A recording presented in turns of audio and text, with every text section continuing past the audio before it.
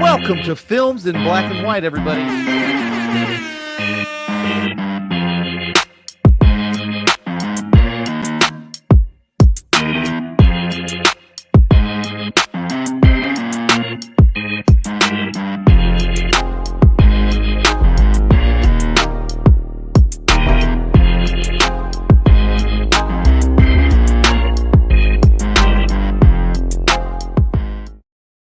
Welcome to Films in Black and White, everybody. How Hello. are you all feeling? It is a fantastic Monday. It's warm. It's hot. Yes. I don't know about where Brian's at, but it's not cool. It is hot and muggy. We got thunderstorms here. It's a good time. It might as well be a boy band because it is consistently 94 degrees where I'm at all the time. So 98 degrees. Yeah, it's not quite the fame of 98 degrees. It's just about 4 degrees. Just left. A little degrees down. That is okay. Got it. Thank you all for joining us on this lovely day and getting us wherever you get us, whether that's via the podcast or whether that's via the live stream. You will notice that we are without a one Marcus J. Destin this week, which is fine. He has to do some stuff, and stuff happens, and that's totally okay. But we are joined, as always, by my other co-host, a one Brian Roush. Brian Roush, how you feeling? I'm feeling good. I'm feeling good to be here. I wasn't here last week for the crossover episode, so I was super bummed that I couldn't be here. So it's good to be back. Yeah, which is fantastic, and we are glad that you are back, Brian. We missed you, Brian. Did you see Cruella yet, or have you? I have not. I have not. I have not seen it yet. I am very curious as to what you believe about that movie. I listened to the episode, so I know the main beats, but I need to see it myself. And we have not. Like Maggie and I talked about it, and we're like, I don't think we're like at a point to spend $30 to see that at home. No, we'll risk going to a theater for that, right? Like you want your theater, you want to be like a triumphant return to the theater, and this doesn't feel as triumphant-y as it needs to be. So. No. Yeah. Like this isn't the movie. Like we're like either Fast and Furious or Black Widow, which is fine. Which I think those are good choices. Like, this is it. Like, this doesn't feel right. Doesn't feel right. No, but not at what all. About yourself, Doug? How are you? Doing quite well. Like I said, it is warm where we're at. I feel old. I had a bachelor party this weekend. And, you guys, it has been a minute before I have gone out and done things like that. Not even like pandemic-y, like gone out and done things, but just in general, like just to drink like that at age 34 feels odd. Like odd. So did you try to keep up with the other people that were in the bachelor party? No. I would have been calling you from a morgue because I would have died. But I did. I enjoyed myself. We celebrated the gentleman who was getting married, and all in all, it was a good weekend. But Brian, we have some news to get to. Yes, and more importantly, we have Catch That Quotable to get through, which is, again, for people who listen, this is the weekly segment where we try to quiz each other on movies and trivia and quotes and things like that. And Brian, since you had a brief tour of the world last week, I am very curious. Brian, what is your quote for this week? Oh, I'm ready. And for those of you that listen consistently, I'm usually one of the guys that's like, I just got my quote and I just got here. Brian came in prepared. I asked him, I was like, Brian, are you ready? He's like, yeah, I'm ready. Look, I got my quote. I got my news items. I'm ready to go. So here we go. The quote is, look, I'm just a biochemist. Most of the time, I work in a little glass jar and lead a very uneventful life. I drive a Volvo, a beige one. But what I'm dealing with here is one of the most deadly substances the earth has ever known. It's a longer quote, but Brian, I feel like I know this. I think you might. I feel like I know this, Brian. Once more for everybody listening. Look, I'm just a biochemist. Most of the time, I work in a little glass jar and lead a very uneventful life. I drive a Volvo, a beige one. But what I'm dealing with here is one of the most deadly substances the earth has ever known. Brian, I feel like I know this. Okay. This feels like, okay, I want my hint because I want my hint only because, like I said, I feel like I'm going down a path and you're Okay. either going to confirm that, yep, I stepped out and went the right direction, or you're going to confirm that I went way off the rails with this. So, Brian, what is the hint for this particular movie? The hint is good speed. Brian, is this The Rock? It is confirmed. Yeah! Well done. And this is Nicolas Cage's character talking to Sean Connery. Stanley Goodspeed. Yes. Wow. That's incredible that you knew that character name. I felt like like when you first said it, I was like, it's the thing in there about the Volvo. Like usually Right? I'm like, I drive a Volvo, a beige one. Like it's just the way in which he reads it that I'm just like, it's gotta be something on that general beat. Right. But Brian, that was incredible. So I mean, it takes two, man. The pleasure was mine. I'm so happy you got it. This is there going was to be an something. exciting catch that quotable season This is now. gonna be really great, and I'm genuinely excited for you to hear my quote because I feel like my quote's up your alley. I don't know, But man. I am very curious. So, Brian, are you ready? I'm ready. Let's do this. Okay. All right. So this particular quote has the name of a character in it. So I'm going to leave that character's name out in Okay. the interest of hoping that you get it. Okay. Understood. All right. So here we go. There's only one kid on this launch with any brains at all so far, and that's blank. One more time. There's only one kid on this launch with any brains at all so far, and that's blank. Oh man. Oh lordy. I'm gonna kick myself. I'm just gonna go ahead and smash that hint button. I'm not even gonna talk it out. Okay. Your hint, Brian, is Ford. Ford? Ford. All right, I'm just gonna go for it. Is this Armageddon? Brian, this is not Armageddon. This is the movie Ender's Game from 2013, and it was said by Harrison Ford's character. Of course. I'm just for everybody, Colonel Graff. Oh my gosh. So there you go. Well played, sir. I saw that movie. I have read that book. That's incredible. Yeah, you know good you pull. know what's even more incredible, Brian? Was that? I pulled that quote, and I have never seen that movie. So I pulled a quote that I've never seen from a movie I've never seen before. Oh my gosh. And now I'm like kicking myself even more because they call like the different classes of like starfighter pilots like launches essentially. Oh my gosh. Yeah, that was a good quote. That was a deep dive. I should have thought about that. Just like a hair more, just a hair more. I would have got there. I'd be willing to bet that I'd given you the name of the character, like Ender Wiggin. Like I probably would have given it all away. So that's why I left that out. I was like, that's a surefire way to show the moment everybody. You would have said Ender. I mean, like I don't even know any other fictional characters named Ender. I've never even met an Ender. Yeah, man, I don't think there are. Yeah. Also, for everybody listening, if you haven't read Ender's Game, solid sci-fi book. I've heard good things. Incredible. I've heard good things from you, and then from another mutual friend of ours. I've heard fantastic things about this particular book and movie. Like, so you are not the only one. Well, ladies and gentlemen, that was Catch That Quotable. A little bit more brief this week, but you know what? Sometimes brevity is the art of wit, or it's maybe that's the soul of it. Maybe that's where we're at. But Brian, we have some news to get into this week, and I would love it if you would start me off with your first piece of news this week, sir. I would absolutely love to do that. So my first piece of news here is that Mission Impossible 7, the filming has halted over a positive COVID-19 test, and this is months after Tom Cruise went on a rant. Don't worry, we'll reference it more in a second, about how everybody needed to be safe and how that they were the gold standard. I remember that part. And so essentially production on Mission Impossible 7, which by the way has felt like it has been in production for years, is now absolutely and by the way, like principal photography, I'm not talking like pre-production or anything. I'm talking like filming this movie. So they are shut down until June 14th. Oh my God. Yeah, it's unreal. It's putting them super behind schedule already. And this is the second time they've had to do it. Oh my God. Yeah. Yeah.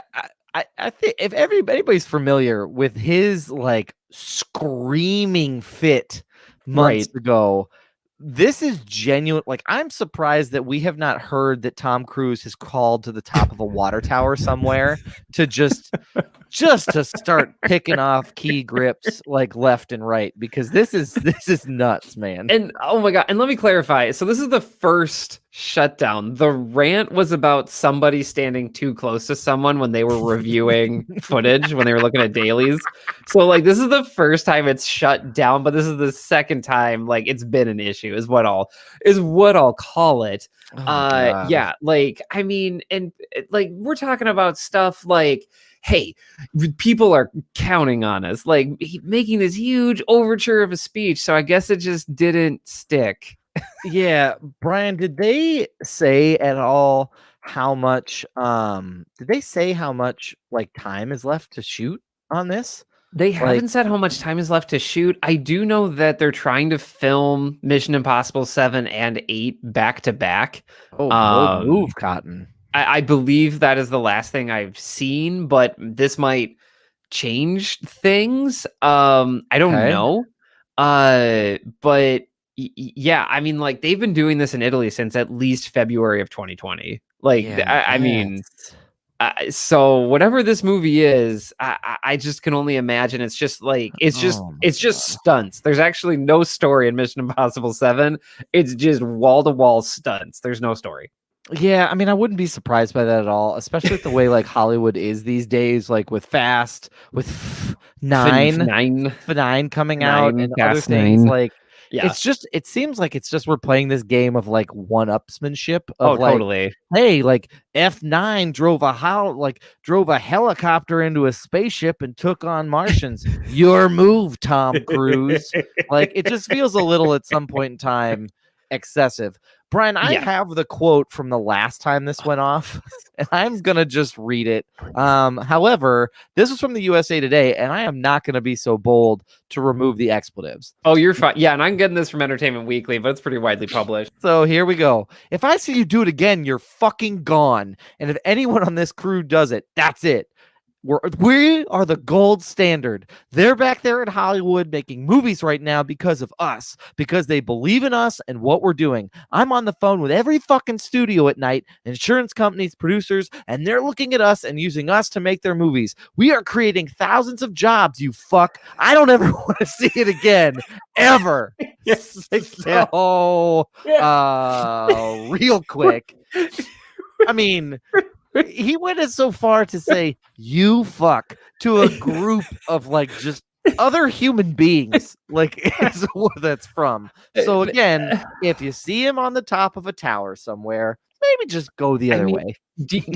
What do you think his face looked like when someone's got to tell him? Oh my God, I don't even want to know. Like, I don't even want to know. Some sacrificial like PA who's just like, oh, Mr. Cruz, I just want to let you know that we're gonna have to shut down shooting for about 10 days. And I just imagine him being silent and then like just him like hucking like a giant paperweight. People don't have paperweights anymore, but then he like just makes a hole in the wall and then he just starts screaming. I'd be willing to. First off, I really hope that it happened over the phone. For whomever had to make that phone call, I hope for your sake that it happened over the phone. Man. And the other thing is there's like one person he can't yell at, and that's the director.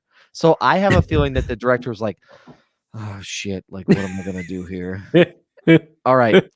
Someone get me the same costume that the bomb person wore in the Hurt Locker. I'll go in there and it'll be fine. Hey, Tom. Like that's just the way that shit went down. I don't want it to be me. I don't want it to be me. No, I would not sign up for that. But at all. So in any case, this movie, by the way, as a stinger here, this is still scheduled to come out May 27th, 2022. Oh my God. According to Entertainment Weekly. So like they're saying it's still on track. If you're familiar with movie production, like this is doable. This is totally doable, but literally everything from here on out needs to go perfectly. Like if they do reshoots, it's gonna be rough. Like, oh my God, it's gonna be real rough. So everything has to go super well from this point on. Well, and the other thing is like with the way Tom Cruise likes to do his stunts, like I don't know if you really can do reshoots, can you? I mean, at some point in time, it's gonna have to be what it's gonna have to be, right? I would imagine for something like this, all the stunts stay the same. I feel like it's either you keep all the stunts or you cut one out. I don't think you redo any of them. Yeah. And then from here on out, it's just story stuff. So, you're getting everybody back in a lobby to say like, hey, we got to go to the 3rd floor, or like, yeah, we got to get the 4th floor. We got to get the jump drive with the kill code on it. Like that's Right. gonna be like Right. That's the dialogue we're expecting. Or like I would assume it would be like little ticky tack stuff like that. And Yes. also reshoots are totally normal too, by the way. I just want to put they out happen. there. They happen all the time, but it's just Well, and so many news sites always pick up. I shouldn't say news sites. There are some sites out there. They're like, "Oh, there's reshoots for this movie, and you should be concerned." And it's totally normal. If anyone has ever written a term paper, you know what it's like to edit your stuff the moment right before you turn it in. You're like, "This entire paragraph doesn't fit the entire what I need to redo this." Like it's totally normal.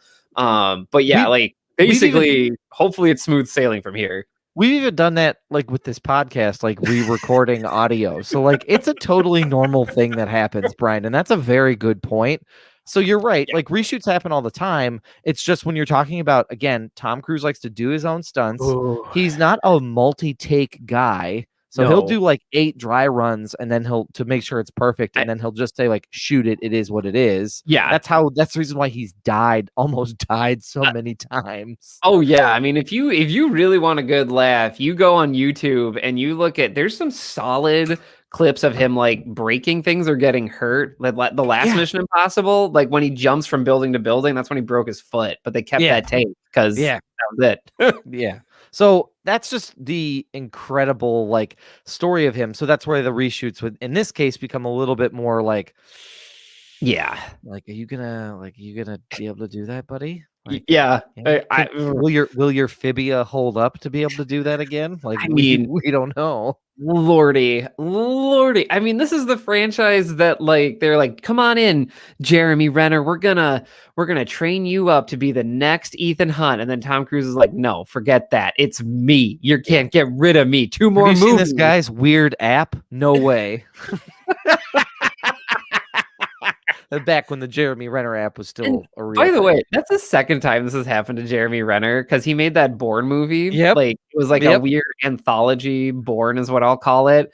And then as soon as they made it, Matt Damon was like, "Get out! This is my franchise. Get out!" Like, that's incredible. Yeah, and like, we still have, So good stuff there. Yeah, absolutely. Well, we'll stay tuned for the developing story with that. I mean, hopefully they can get back to. Hopefully they can get back to shooting it because honestly, I hope so too. And I mean, I hope everybody's okay. Like I really want everyone to be safe and healthy. And hopefully that's better days ahead for them. Yep, absolutely. My first piece of news, Brian, is more about a movie that we got a first look at today. And that is the movie No Sudden Move, which is scheduled to come out later this year on HBO Max. Oh boy. It's directed by Steven Soderbergh, and it stars Benicio del Toro. It's basically got everybody in it. But yeah, it's got Benicio del Toro, Matt Damon, Brendan Fraser, David Harbour, John Hamm, Ray Liotta, Don Cheadle, Kieran Culkin, Julia. Like it just and that list just goes on and on and on. And this is a Warner Brothers movie that is scheduled to come out, like I said, later this year, directly to streaming. Let me get an updated release date, July 1st. This is in a month. Weeks. Yeah, in less than a month at this point in time. Wow. And this movie looks good. And that's the reason why I'm reporting on it as news, is because it looks really, really good. Basically the synopsis of this is bunch of these characters play criminals, and they're all brought together under kind of some secret or veiled circumstances or weird situation. And the whole idea is that they all have really, really simple jobs. And over the course of this movie, they have to put all of those pieces together to figure out what happened, and what job were they playing. And so if you liked the beginning of The Dark Knight, where you're trying to figure out who's supposed to kill who and what they're supposed to do, that sounds like basically this movie. And the other thing is that like Steven Soderbergh is like known for his writing and his directing. He directed, Yes. just to give everybody a real quick rundown on all the things that he directed. Oh my gosh. He directed Logan Lucky. He Yes. directed Magic Mike. He directed The Informant. He directed Ocean's 13, Ocean's 12, Ocean's 11, Aaron Brockovich, and Sex, Lies, and Videotape. So he has directed a ton of things, Yeah. and that's just his like directing credits. Like, I mean, if you look at his like writing credits as well, Yeah. he's got a ton of those as well. So he's just kind of like a movie powerhouse in and of himself. And the movie, I mean, the news here is the trailer's out and the movie looks awesome, and I'm jacked about it for July 1st. I mean, absolutely. Like I'm basically looking at all their promotional materials here, and I mean, this is absolutely my jam. One, because I love heists, like, and I know that's very like like I'm such a simp like that, but yeah, I love heists, and also I Don Cheadle gets a moment to shine here. Like, I think this cast, it looks phenomenal. And I feel like with a lot of these types of movies, you're like, oh my gosh, look at all this star power. I'm very aware it's probably going to be like the first 3 or 4 people that stick around for like the majority of the movie. Also, we just talk about, it's just nice to see Brendan Fraser. I was just going to say, that was going to be the next thing that I said was like, this is like the first time we've seen Brendan Fraser like live and in person, because I mean, he's on Doom Patrol, but it's playing as a voice. Right. And he's playing like voices or in TV shows here and there. So it's nice to see him come back to the big screen. Oh my gosh. I mean, one, I love him. I grew up with the Mummy movies, so he has been endeared to me for life with that. And yeah, he's been doing TV. He's been doing TV series basically since 2015. If you're like, where has Brendan Fraser been? You're not the only one, by the way. No. And essentially, he's just been doing TV since then. I mean, it's been a lot. So I'm really happy to see him in a big budget film like this. I still don't understand why more people didn't cast him. I'm actually shocked he wasn't considered for the Uncharted movie. I am genuinely surprised he didn't play. He'd be an awesome Nathan Drake, to be honest with you. Like, he just kind of had that look. So, right. Like, I mean, and obviously I'm sure Tom Holland will do a great job. I just wild to me that like he got those Mummy movies and then it was like, nope, sorry, we're done with you being an adventurer. So now he's like, put you in the trash until this movie comes out. Pretty much. But that's my Brendan Fraser hype here.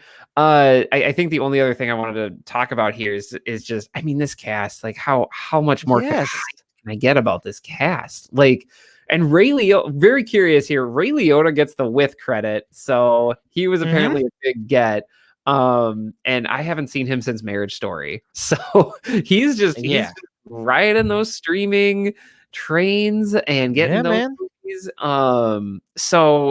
So yeah, I'm really pumped for this. I think I'm due for a good heist. So I mean, I thought, and let me rephrase this. I thought Army of the Dead would be more heist-y, and it was for sure. It was enough heist. I think if we're gonna give anatomy of a heist movie, right? So as you pull this back, the more and more of this gets even better. So as you look at the writing credits, so the writer for this movie is Ed Solomon. Ed Solomon has been responsible for the following. Oh boy. Bill and Ted's Excellent Adventure. Bill and Ted's Bogus Journey. The Super Mario Brothers. Men in Black. Charlie's Angels. Now You See Me. Now You See Me 2. Now You See Me 3. And then Bill and Ted Face the Music. So this motherfucker has been doing everything. Oh my gosh, I love it. So this movie's gonna be insane. Oh no, this is a powerhouse. All the elements are here. I not ironically enjoy Now You See Me. All of them, even Now You See Me Too, I still enjoy them. Also because there's a heist involved. You're seeing a theme here. We talked about it last week with Austin and Jen. Like all 5 of us at this point in time think that movie is like low key awesome. Yes. So, I mean, I'm really glad you brought this up because I'm hyped for it. It feels like everybody's in a place here to be successful. Like, for sure. You know, and also, really quick, Ed Solomon, you are responsible for Super Mario Brothers. And I really would love to give you like a hug, a high five, and Yeah. just I want to eat. I just want to take you out to a nice meal, Yeah. Ed Solomon, because that Yeah. movie's fucking awesome, and people shit all over it. And it's one of those things that it's like it's so nuts, it's great. Like, and that's what I like about it. I mean, Super Mario Brothers, I mean, where to even Yeah. begin? Like, it's even just seeing it as a kid, you're going in expecting like, I'm gonna see the red plumber and the green plumber Yeah. jump on some turtles, and then you get down there and it's like, welcome to steampunk No, you are dystopia. not. Yeah, and like I mean, just like nothing reminiscent of the game. Just like it really just feels like they never played the game, and they're like, at least Mario and Luigi are in it, and Bowser. That's it. Just Yeah. as long as those three names are said, you're fine. Have fun. Yeah. Yeah, Also, they are going to get so this I'm gonna pivot it. It's not my do it. news, but it's on the same like wavelength as now that we've brought up Super Mario Brothers. Yeah, They are releasing a fan re-release that has 20 more minutes of footage. of Super And it is Mario a Brothers? yes, it's a fan compiled Morton and Janko cut that adds over 20 minutes of never before seen footage to the movie that came out in 1993. What? Yeah. Why? I don't know, and I'm very, very, very curious as to what that looks like. I Huh? don't know when it's supposed to drop or what it's supposed to look like. But That is it's wild. yeah. Oh, you Okay. can watch it via the internet. You could just sit down and watch this 125-minute cut via the internet. Like, that's just what you can do. Oh, God. You know what I wanna Good do? luck. Yeah. And this is only punishment for Marcus. I almost wanna Sure. make him watch that and then talk about Oh it my on the gosh. podcast. Oh That my, would he'd be hate I would us. he would hate He'd it hate so us. I much. mean, he would be so upset. Like, you think the Actively. barbershop summaries get a little saucy? That would be That one would be spicy for sure. I don't know, man. I don't Anyway, know. well, that's what but Brian, long story short, this movie, looks awesome, Yes. and I'm very excited about it. So that was my first piece of news. Fantastic. Love that. Well, since you brought up the crossover episode, with Yeah. all of you talking about good movies here, I think this is a perfect time for me to jump in and let people know that Cruella is getting a sequel and has the green light from Disney. So we are moving ahead, according to the Hollywood Reporter, M. Stone and the director Craig Gillespie and screenwriter Tony McNamara. They're all coming back for the second film. All three of them. So that Okay, trifecta okay, on the way back. okay. Brian, Yeah. is the sequel to Cruella just called 101 Dalmatians? Because based on the end credit scenes and where things are at, that's what it should be I, called. I I mean, mean, unless she survives that car crash and they just spring forward to after 102 Dalmatians or whatever, yeah, and like that's just where they're at. Like, but yeah. this feels like money grabby, like I mean, well, a yeah, yes, 100%. I mean, like they're just. I mean, it's Disney. Like, if there's money to be that's made fair. on the table, they're gonna take it from you. And I That's think fair.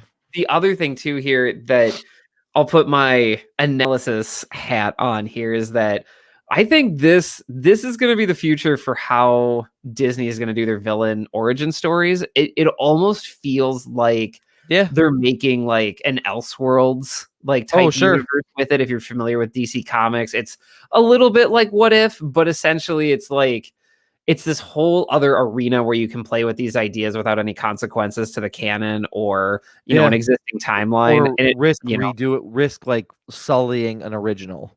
right. Like Right. it really feels like it's going to be this adjacent thing, which I totally get. Right. This was really well received by people. Like this thing still has a 97% audience score on Rotten Tomatoes as of this Oh my recording. god. And it People has really an like A that. on Cinema Score on opening weekend. So I Okay. mean, people liked this. Okay. Okay. That's okay. That's you're right. And there are certain people that I would yeah, you're right. I mean, it's I'm trying to figure out how to process through this.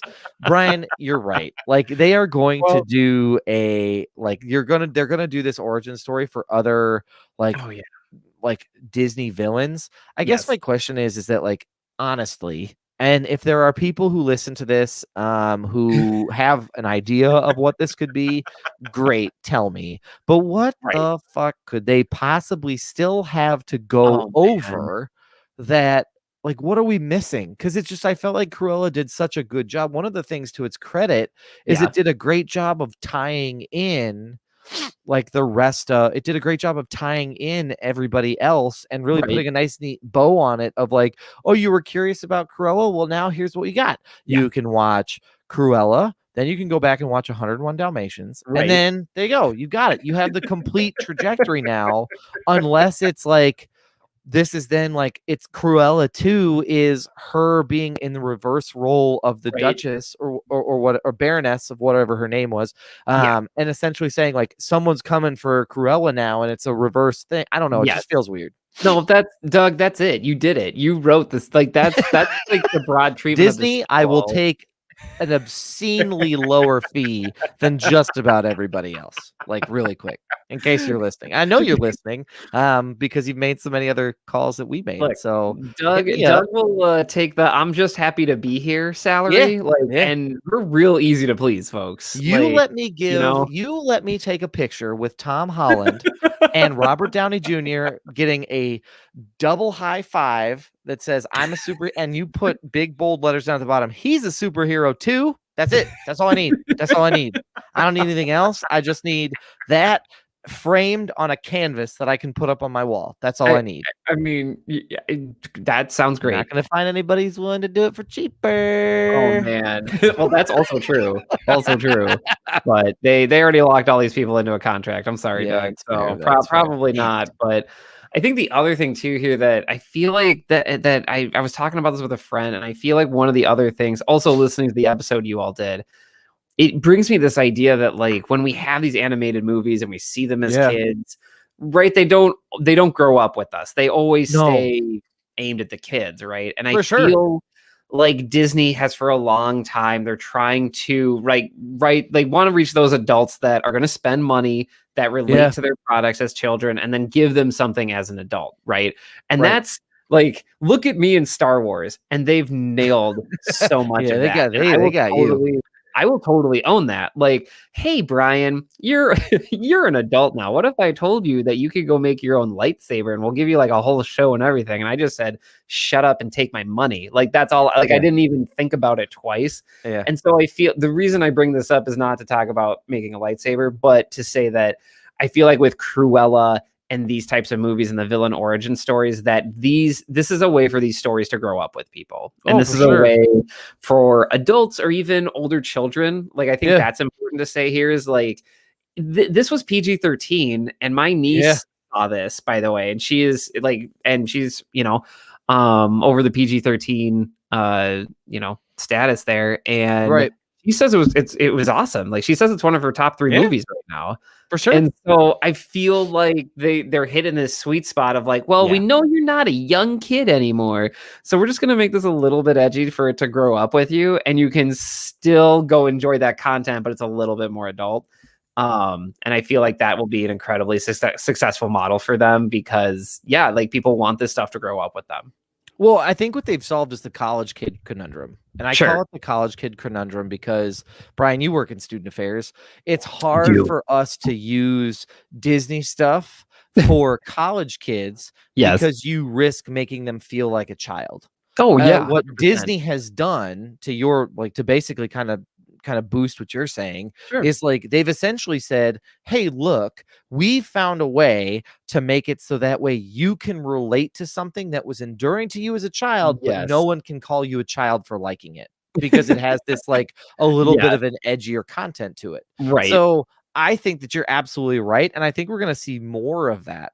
I think I can think of a couple villains like right off the top of my head. Like, oh my gosh. I am genuinely excited to see Ursula when they finally decide to do Ursula. I'm very excited to see what they do with that. I think Hercules is probably one of my favorite Disney movies of all time. I'm genuinely jacked to shit to see what they do with like Hades and what they do with like the Titans in that. Like the only one I think that they're going to struggle with is the Hunter and Bambi, because there's legitimately no way there's legitimately no way that there's no way that you can do that. Like what? Like, you know what, the origin for that is a 30-minute action live short of a gentleman going to buy a hunting license and Oh, then man. sitting in a tree for All right. 25 minutes. Hang on. Then he shoots, roll credits. Okay, Like, hear me out though. Hear me out though. If you make this grow up, right? You make this grow up. Okay, what if Bambi's mom though? What if Bambi's mom was like feral and like he was just camping in the middle of the woods, right? And the entire 2-hour movie, it's called Hunter, by the way, a Bambi's villain origin story. And all he's doing is trying to have a nice camp out, just him and himself, just got laid off of work, and then here's this feral, oh, Brian, deer. I want to take that. I'll take that up a notch. I want to take that up it's called Hunter, right? And every good origin story needs to have a tragedy. Yeah, it does. And what if the tragedy in this one don't is do it. Bambi's mom No. jumps out in front of a car, the car swerves as to miss No. her, and it goes over the edge. Fade out. It's the hunter's wife and 2 kids, and this is a story of vengeance. No. That's even more sad. At least mine had the hook of being scary. You're just making people sad. I am. I mean, a little bit. I'm making people sad just a little bit, but this is that's what this is. Though. That fits. Yeah. I mean, it totally. I mean, yeah, but I mean, we're kind of clowning, but kind of not. Disney, give us a call. And it's the Punisher, but it's a hunter and Bambi's mom. Like, right. That's basically what this is. Right. Oh, and I mean, the movie writes itself. The last shot is Bambi looking up and being like, "I'll get you," like that, or saying something like, "And finally, sweet release." Like, credits. That's all it is. Oh, and then you really blow people's minds, and you have the hunter meet Cruella, and then people wonder, and then Nick Fury comes. All right, I'll stop. Yeah, I mean, there's multiple universes, Brian. They're setting up a multiverse. There's a multiverse where all of these Disney princesses are superheroes. Like, there's one of them. Oh man, we have fun here. Yeah, anyway. Welcome to Films in Black and White. Yeah, we have fun here. So that's it. That's what I wanted. Cruella's getting a sequel. If you zoned out, that's it. Cruella's getting a sequel. Yeah, and it's gonna be one of those 2 storylines that we just talked about. Well, Brian, that's awesome. I'm gonna stick with this whole theme of things being weird and taking something wholesome and potentially making it dark. So I am getting this piece of news from Collider, and it was reported, I believe, today that Rob Zombie, of musician and filmmaker fame, he has done movies like The Devil's Rejects and things like that. He has announced that he is doing a movie about the Munsters. Wow. So he posted today saying, "Attention, boils and ghouls. The rumors are true. My next film project will be one I've been chasing for 20 years. The Munsters. Stay tuned for exciting details as things progress."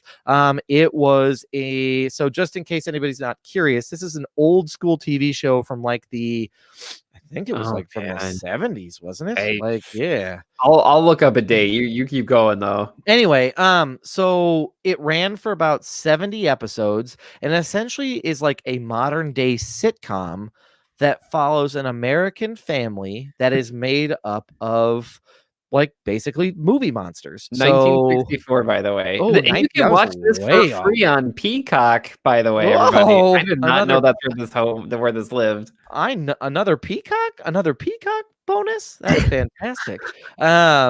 So basically the idea is one of the dad monster is Frankenstein, the little boy monster is a vampire, the grandpa is a vampire, and I'm not really sure what type of monster the wife is supposed to be. I think she's supposed to be like a witch. Oh, okay. I thought, but I believe that. That's fair. But again, I really want to make sure that we make this really, really clear. Like, Rob Zombie's film credits are like Three from Hell was his most recent. Yeah. Then he also did The House of a Thousand Corpses. And he's done he's just he takes stuff and makes them like super, super gruesome and dark and bloody. So I mean, I get that he's always been a horror fan, so I'm sure the Munsters back when he was growing up was maybe like an inspiration for him and something that he enjoyed watching. But this Right. is this could get weird. This could get real weird. Yeah, I don't know. I don't That's the best know. way to I'm put that, just Brian. so I don't know. It's just it's like okay. It like I don't know. I really don't know how to take this because No. you look at his filmography, right? Uh-huh. And you're familiar with his hits. Like you just listed them all. Yes.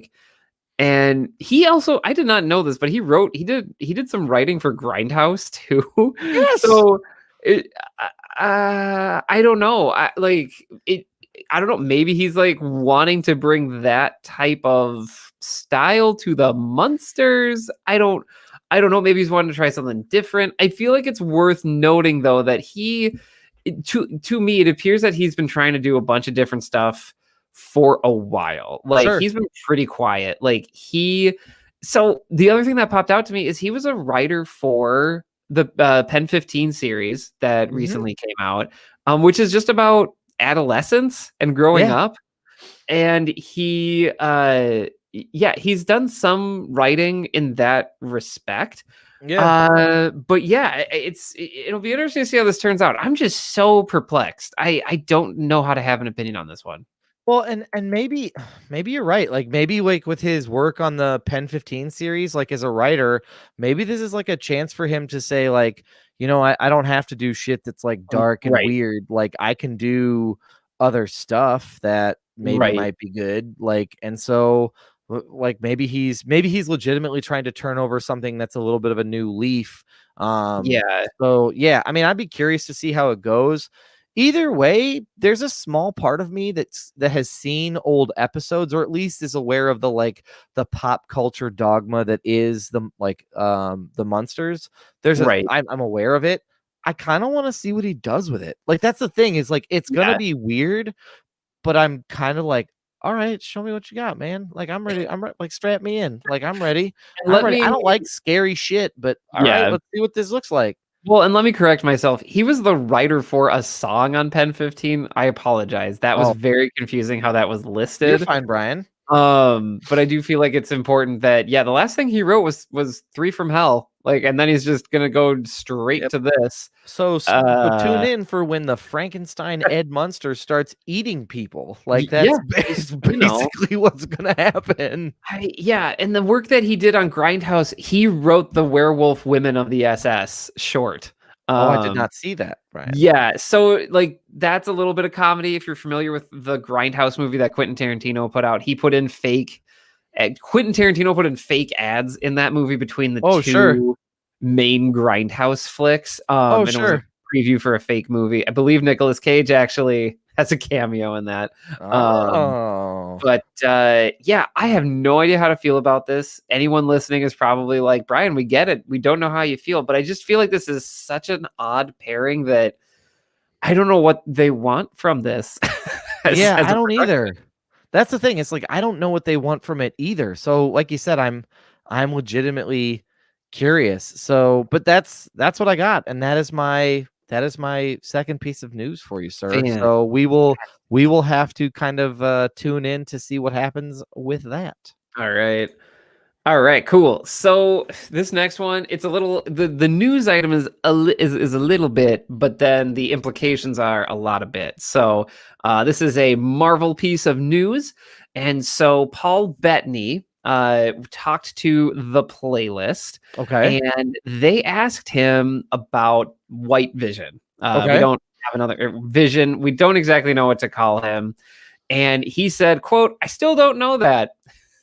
He also went on to say, quote, "I don't have a contract. I don't know that. I don't know that at all. And all that I do know is as far as this sort of tranche of press goes, it's for an Emmy push, which is for a limited series. So it doesn't look like that so it doesn't look like that happening again. I mean, I guess it would be difficult to introduce White Vision and not deal with him in some way, but we have not discussed that. End quote. So, like, Okay. Paul Bettany Okay. pretty much saying what we're all thinking here. And if you don't know what an awards tranche is, this is basically, you're probably going to be seeing a lot of pieces coming out for a lot of the stuff that's nominated for Emmys, and going for an Emmy push. So yes, this is you're on notice. WandaVision is going for that limited series one, and it sure looks like Paul Bettany has no idea what they're going to do with Vision here. And yeah, we'll see what happens there. So in any case, Paul Bettany doesn't know anything. I also, here's the other thing. I'm sorry, the audible like guffaw at that piece of news. That's great news, Brian. I'm excited to talk about it because here's the thing. White Vision at the end of that series was like shaking up a giant thing of bees and then throwing it and being like, we'll never know where it lands. Yes. Like that's all that it was. Essentially, he sorted out he sorted out his emotional issues and then was fine and just kind of flew off into the sunset. Yeah. So it is weird. Yeah. It is weird that they just said, I guess we'll never know. If it's true. But here's the other thing. Paul Bettany has made it very clear to all of us that he is interested in fucking with us like all the time, because remember, he had that has been known to absolutely mess with us. I totally agree. For sure. Like he has, remember the big like letdown of WandaVision of him being like, you'll never know what cameo's coming. And it's like, it's yourself, man. You just did yourself. You rickrolled me for a different colored version of yourself. So that's why I'm kind of like, okay, maybe this is something, but also maybe it's not. Like I don't know how to feel about it, and it's gonna be weird. So, but it'd be weird not to deal with. He's right though. Like it would be weird not to deal with him, especially because if I'm not mistaken, Brian, White Vision flies off essentially to California and becomes a part of the West Coast Avengers. Does he not? That would be incredible. That's amazing. Yeah, he's just chilling. Yeah, I'm gonna retire. Like I'm gonna retire in California. So yeah, this is weird. Yeah. I feel like it needs to be said, this could absolutely be a negotiating tactic for Paul Bettany. Oh, sure. He might know 100% that, like, yes, Marvel's going to need him back, and him playing coy about it is going to drive up interest and drive up need and demand and all that stuff, and people wanting this to be resolved. I think that's part of it. I also just feel like the way they resolved White Vision, this is totally plausible. Like, I would absolutely believe this 100% if someone, if like just the way it's presented here. I have no reason to think that they've thought anywhere beyond this. Oh yeah, for sure. You know, just because of how they ended the series. Like, usually most Marvel movies, it's like, well, this person's off to this, or this person is going to go explore this, and it was just bye. Like, and we talked about that in our WandaVision episode of how rushed that finale felt. Yes. Even though, by the way, it is still on track to be a top series for me for the entire year. Like, we're almost halfway through the year. I don't know what can beat that right now. But in any case, Loki is coming out on Wednesday, so we will see what happens. But yes, you're absolutely right. I mean, like, just the energy this show had and the buzz and how different it was. Even if it didn't stick the landing, it still tried something new and different, which you don't always see. So, like, I'm very easy to forgive the whole White Vision thing. I just think at this point, it's like someone has to be thinking somewhere like, okay, well, we got to like sneak him in some movie as a cameo of like, I'm White Vision, but I'm doing stuff in the background. It's just Paul Bettany going, shh. It's like Spider-Man No Way Home. He's like sitting in a diner reading a paper, and a kid looks, and he's like, yep. You didn't see me. Yeah, that's it. Like, like 3 words, and that's it. Right. But I guess here's my other question though. Like, could you get like either you wrap him up, right? Like as a loose end, or like you just move away from him. And I feel like that's the thing, is like Marvel really has, as far as I see it, 2 choices. Either there are plans to have Vision come back in later Avengers movies or Marvel movies in the future, or they're done with him and they're moving on, because it's not like you Yeah. can cast somebody else, because his voice is Right. pretty iconically Vision's. And Yeah. this isn't like Iron Man and War Machine and Ironheart. Like, you Right. can't pass that mantle and that responsibility onto Oh, somebody else. They're yeah. gonna have to deal with him. Yeah, I So, totally agree. And like again, he has trolled us before. oh yeah, It's totally possible in 2 months we're gonna be reading a thing about like, oh, he has a contract now and he'll show up in a movie soon. right. Yeah. I think that it's very 50-50, but with the way things were left, it sounds like nobody knows, and I'm I'm very Right. curious to see how this ends up. Well, and the other thing is like, we could deal with him in Doctor Strange Multiverse of Madness. And Absolutely. he is just saying, well, I don't know what's going to happen with WandaVision 2, Right. wink, because they're not going to deal with him there. They're going to deal Yeah. with him in the movie. Like, Right. so there are a whole litany of scenarios that could come up that change how this is supposed to Oh, go. absolutely. And I was talking with a friend about this the other day, and we talked about Flashpoint. Marcus is not here. You are here in spirit. We're Yes, bringing you up are. WBDC just for you, man. And how Flashpoint has kind of been this like build is like, this is going to reboot the entire DC cinematic universe. Some folks that I've talked to, they feel that like Multiverse of Madness has the potential to rearrange the chess pieces. Oh, a sure. little bit. And I feel like this could be a really easy way, since we're going to have Scarlet Witch. If he popped up there, I think it makes 100% sense. It could Oh, be yeah. super easy cameo. And you could also shuffle him off to a different universe and you wouldn't even like, it wouldn't even matter. Wouldn't matter. Yeah, you're absolutely right. So I thought that was an interesting theory. It is not mine, but I have played around with that. And it just leads up to, by the way, I know we have 4 Marvel movies coming out this year. Yes. Still the most hyped about Doctor Strange. I cannot wait. For sure. Yeah, I'm genuinely very excited. And it's not because the other ones are bad. It's just No. they did such a good job with WandaVision that my interest is like laser focused Yeah. on that for sure. Yeah. That and Spider-Man being so close to each other are going to be awesome. Absolutely. And Spider-Man is absolutely up there. I just don't know enough about it to even know Yeah. how I feel about it. For sure. But yeah, like we're cruising. I think we're in for some really, really good stuff here soon. Yeah, you're absolutely right. Brian, I am going to stick with Marvel for Do it. my last piece of news. So I'm glad you brought this up.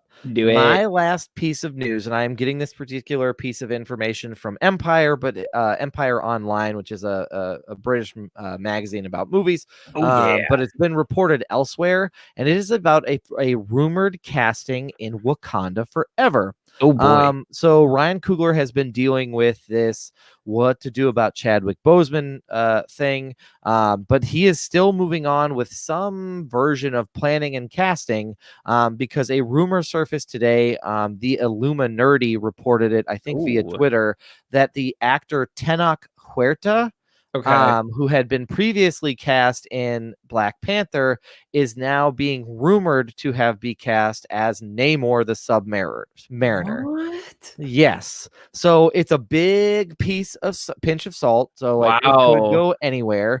There have been hints that this is where like the MCU has wanted to go. Right.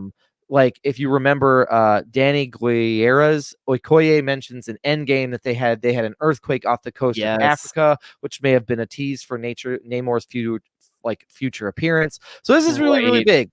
So really quickly, in case people aren't curious who Namor is the son of an Atlantean princess and sailor. Essentially, it's the Marvel version of Aquaman, except like he actually rises to become king. And he's always kind of been he's kind of a villain for a little bit, but then he was a hero again for a little while, and he kind of goes back and forth.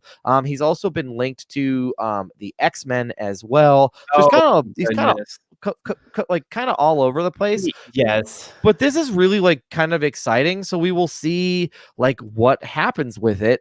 Because the implications for this could be, one, again, with that connection to the X-Men, could that be something, or is it really just going to focus on like which version of him are we going to get? Are we going to get him as a villain? Are we going to get him as is this another anti-hero that we get to play with a little bit? Right. So there's just kind of like this is sort of like that White Vision news, Brian, to that effect. Of like, we don't really know which direction this could go, but it's kind of exciting wherever that is and wherever that ends up.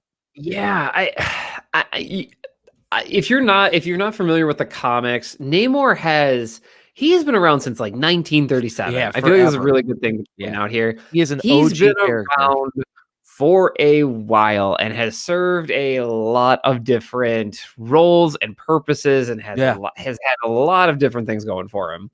I apologize, 1939. I thought it was 37. In any case, I'm gonna forgive I you your feel 2 like years, Brian. I know I was off by 2 years. Look at me. But I feel like one of the things here that is important to point out is that it is that Wakanda in the comics and and Namor and his kingdom, they frequently conflict with each other. This is yeah. like, nothing out of the ordinary for them, I guess is what I will Mhm. say. Namor, King of Atlantis, everything like that. And I think that there's a lot of ways you could go with it. My assumption would be is they don't want to make Namor like an antagonist or a villain. They probably want to build a whole thing around him. And so I could see it being the classic, like, hey, you, I don't know, I don't know you. Oh yeah, well, I don't know you, and you're here. We're gonna fight. And there's like the first act is them like fighting because they didn't talk, right? Yeah. And then there's of course a shadowy third figure who's the real enemy, and then they join forces. So Yeah. I think that would be super satisfying if that is the direction we are going here. I think it's a really easy way to introduce the underwater kingdom. I think that Mhm. gives us a lot more places to go in the Marvel Cinematic Universe.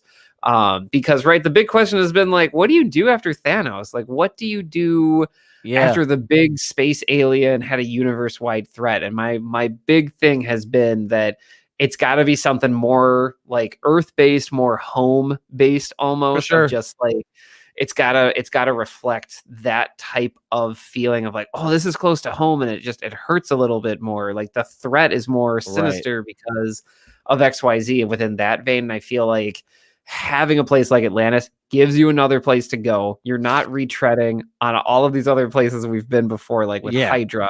And you're also putting Wakanda in the spotlight too, which I feel like is that's the future. Like I Yeah, feel like that's the more of future. that, please. Yeah. Right. And like with the Eternals and their area, however that will Well, be yeah, defined. what the fuck, Eternals? You're just hanging out on Earth while this asshole, who happens to be, by the way, one of y'all's cousin, are just fucking, Right. whatever. I'm gonna let this guy grab all the Infinity Stones. You and I have Yeah. a bone to pick.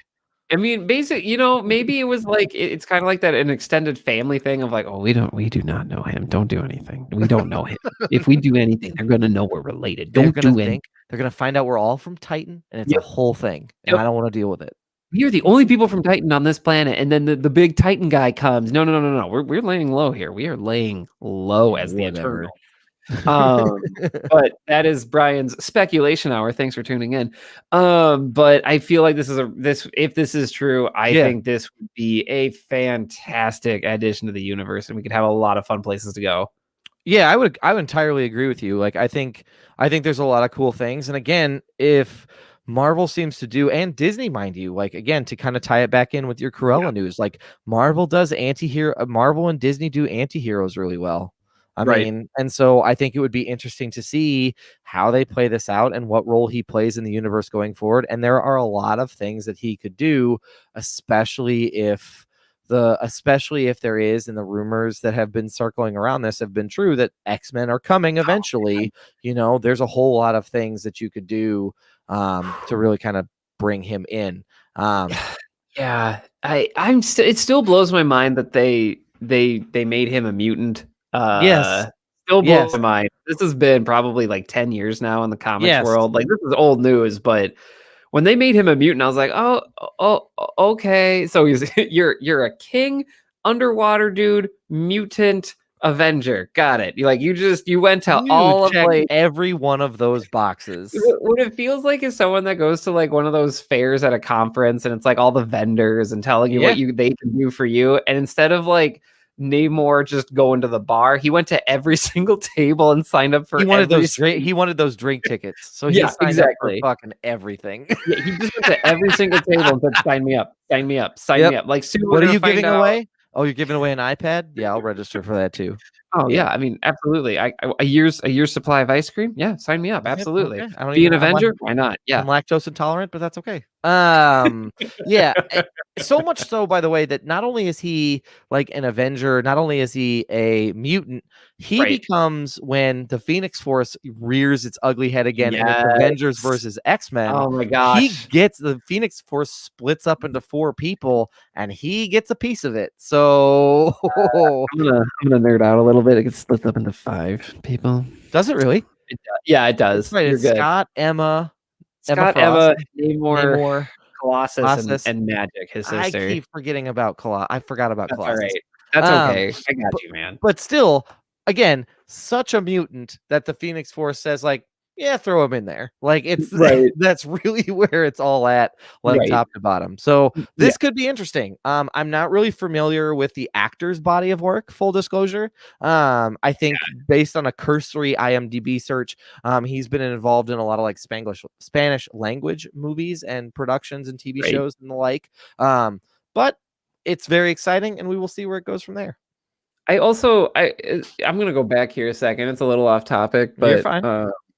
talking about like just numerous affiliations with people. If Namor's in that made up Mhm. vendor auditorium before the bar, Wolverine has been there since 6 a.m. and Oh, he's like probably made yeah. 2 or 3 passes around all those tables because this man, for always talking about how he's on his own, this man has at least 9 to 10 team affiliations, by the way, that are Yes. listed here on Yes. Wikipedia.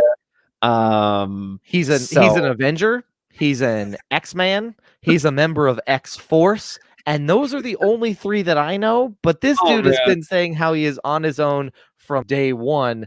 Hey, Yeah. man, you can't say you're on your own and then join 3 teams. Like, I mean, that's not like saying, like that's like saying, like, "I'm a great long distance runner. That's why I do right, soccer and baseball and football." Like, it right. doesn't make any sense at all. Oh, absolutely none. No, this is absolutely like the person that went into college and they're like, "I'm gonna do every club." I'm like, "You're gonna get burnt out if You you like should do only maybe, do." like, 2. Yeah, like maybe do like 2 and see how you feel. No, signing up for all of them. I mean, like Register there's for teams here me.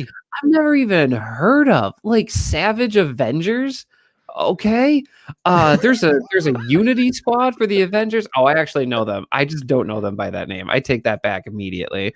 But like, yeah, it's just wild. In any case, I just Very wanted to wild. pin that That on is a Wolverine.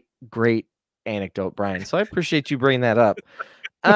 Brian, that exhausts all the news that I have. Do you have anything hanging around that you'd like to report on for this week? I do, and I feel like this is gonna like hype a total of 3 people, but I do feel Doesn't like matter. That's who we're here for. this is pretty cool. And it also gives me a plug to tell you to read a book, so I'm very excited about this. Yeah. So N.K. Jameson, let me phrase that again. N.K. Jemisin's Hugo Award-winning Broken Earth trilogy is now coming to the big screen. This is from Okay. Deadline. If you're not familiar with this, the Broken Earth trilogy is a post-apocalyptic like dystopia type book series. It's very hard to describe because that is like barely scratching the surface. I've read this Okay. trilogy. It's incredible. N.K. Jemisin is, I would say, one of the premier sci-fi like authors right now. And she's fantastic. So she got a 7-figure deal, which good for her. Get that bag, I think is what Marcus would say.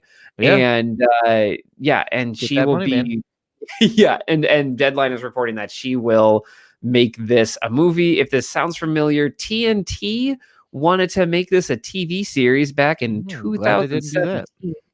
2017, which I never understood how it would work like that. Mhm. But in any case, if you really like sci-fi, if you really like dystopia, and all the stuff that we're talking about here with mutants, definitely check out the Broken Earth trilogy. It is fantastic. It has For some great sure. twists and turns. And yeah, so that's being made into a movie. I think that it will. I think it'll be fun. She will also be adapting it personally. Oh, cool. She'll be part of the process. So I feel like good things ahead for this. Really quick, just want to kind of go over. So, Brian, this is a trilogy, correct? This particular, the Yes. Broken Earth series. It starts with, so if people are curious and they want to read up on it before the movie really gets going, the first book in this series is called The Fifth Season. And I'm getting this Yes. from Wikipedia. I have Nope. not read them, but That's it's absolutely the right. fifth season, is the first book. Then The Obelisk Gate is the second book, and The Stone Sky is the third book. Other fun fact, Brian, and this is kind of close to home because it's close to where you and I went to college. Oh, She calls Iowa City, Iowa home. look at that. She was born in Iowa City, Iowa. Wow. She got her degrees from Tulane University and then the University of Maryland College Park. Wow. And the other kind of cool thing, not that someone's identity is the only reason why stuff is cool, but she's also a person of color. So Yeah. kind of cool to get another take on some of these prominent stories and some of these cool things. And it's glad to see, like Marcus would say, somebody getting that bag and be able to get that money. So super pumped for her. Yes. So honestly, go check out those books. It's the summer, folks. You need a good summer book. In Yeah. any case, I'm really excited for her. I'm really excited for this being a movie. I think this is a really good place to adapt it. So really pumped about that. Awesome. That's great. Well, thanks for sharing that, Brian. That'll have to be stuff that we can check out because after all, our first key is reading a book. So Read a we book. don't just tell you to do it. This is called challenge and support. We tell you to do it, and then we also give you ways that you can get it done. We have reached the section of this particular podcast where we talk about stuff that we would like to plug. Brian, what would you like to plug this week? Once again, I'm here to talk to you about thelovenerds.com. Oh man, and if you're on the live stream, Doug just threw that on there. There you go. Lovely. Thank you. Go check it out. It's the summer. You need a recipe to impress those folks now that we're opening back up and everybody's vaccinated. Like, yeah, I haven't seen you in a year.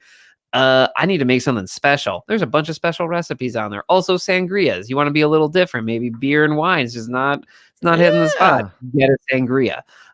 Also, I'm Rogue Roush on TikTok. Follow me there. He is. Videos. And yeah, that's what I want to plug this week. How about yourself, Doug?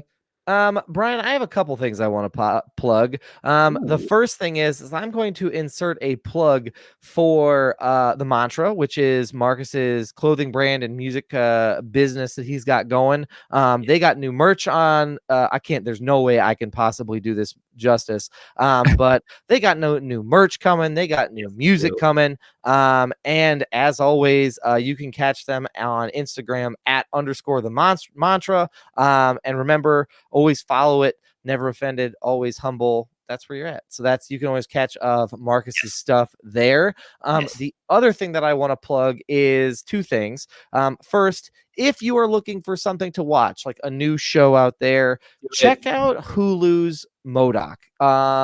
It is amazing. I thoroughly enjoyed it. If you are a fan of Robot Chicken and Marvel and all at the same time, it's 30 minutes of that, and it's got Patton Oswalt in it. And Patton didn't just do the voice. Patton also co-wrote a series of comic books following MODOK to kind of like come out before the series came out. Oh, I did not know that. Yeah, he did. So he did like a whole like MODOK theme, so you can kind of check that stuff out. So there's that. The last thing I have to plug is this particular podcast. So make sure that you follow us wherever you get your social media stuff going, whether that's Twitter, whether that's Facebook, whether that's Instagram, because we got some good things coming. We are going to be starting our Summer of Guests series here, hopefully soon. To get some more voices in here, like we did last week. And then other things that you can do is help us reach our Trek for 25. We're trying to get more people to subscribe to the Patreon page. So follow us there at patreon.com/films in black and white. And just consider supporting. Check out the live stream every week, that type of thing. So that is what I have to plug. And I want to piggyback off this Patreon thing here really quick. I know for some folks, people are like, well, I don't get it. Like, I listen to the podcast and it sounds great. And we love that. And we love your support. Absolutely. And I think the other important thing here is if you do have that extra $5 laying around and you're saying, hey, I want it to go somewhere where it's going to go the farthest. When you contribute to our Patreon, you are helping with our hosting fees. You're helping with our website. You're helping make sure that we even just get the podcast out to the places it needs to go, which Doug does a fantastic job making sure that happens through all of our platforms. But all of that takes money, and all of that is needed on a monthly basis. And so that is just such an easy way for you to help, for you to contribute if you are a really big fan of the podcast. Because the other thing about this is that we're able to be innovative and creative with this format because we are an independent content creator. Like, we are not beholden to any of, the larger corporations. Nor will I ever be. Like, we don't have to worry about making any of them happy, and that's where you get this really snappy content from. And that's where you get this unique content from. And so if you like that, support us. We are very appreciative. We'll give you a shout out. We're running basically a Patreon fan and contributor member shout out on our social media. You'll get involved with that. So that is something you should check out. Make sure to check out the Patreon, and we have a link there wherever you get your podcasts. Yeah, absolutely. Thank you, Brian. That was very, very well said. That brings us to my favorite and your favorite part of the show, which is our 3 keys to success. Brian, please run down the first step to success for our folks. Look, we already talked about this. Read a book. I already got a jump start on this. I already told you all the good reasons to read a book. But look, it's the summer, and I don't care who you are. Things are slowing down a little bit. Maybe you're in an industry specific. Like, if you're a realtor, you probably don't have time to read. Sorry, you'll go to the next one. But my main point here is that if you have more time to read in the summer, like a lot of people do, pick up a book. Any book. You have the time now. You can be the Twilight Zone guy who doesn't break his glasses and can now read all the books that they wanted to read the entire time. So be that person. Have that inspiration. There's time now. So pick up a book and read it. Pick up a book. You heard it here first. You're absolutely right. The next key to success is drink some water. Look, y'all, it's hot. You're going to start doing stuff outside. And there's no reason why anybody should have to take a break and not enjoy the beautiful weather, especially if you're like Brian and I, and you live in a place where 8 to 9 months out of the year, it is quite cold and not very pleasant. Like, you want to go outside, you want to enjoy the beauty of outdoors. So just drink some water so you can enjoy it longer. Hydrate yourself, stay healthy. It's important to do so. Not even anything other than, like, no one wants a headache at 1 o'clock in the afternoon because you didn't have an extra glass of water. So yeah, just drink some water. Make sure you stay hydrated. All of that jazz. The last key to success is, look, in addition to drinking some water, use some of that water and soap to wash your ass. It doesn't really matter what it is. And just real quick, just because I say wash your ass, I don't necessarily mean specifically your ass. Like, it's hot, you sweat, wash everything while you're up in it. I mean, the ass helps because you don't want to carry some extra invisible baggage along with you when you go inside a room or meet a new person, or stuff is opening back up again and you don't want to know you don't want your stuff following you around. You don't want to grow an invisible tail like Pepe Le Pew. You just don't want it. So just make sure you wash your ass and just wash yourself, because again, it's hot, stuff is opening back up, and let's make a good first impression as we re-enter society. Ladies and gentlemen, thank you for joining us for this latest episode of Films in Black and White. We will be back next week with a movie review and as a triumphant return as a threesome. In the meantime, stay safe, stay healthy. We love y'all. We appreciate y'all, and we will catch y'all next week.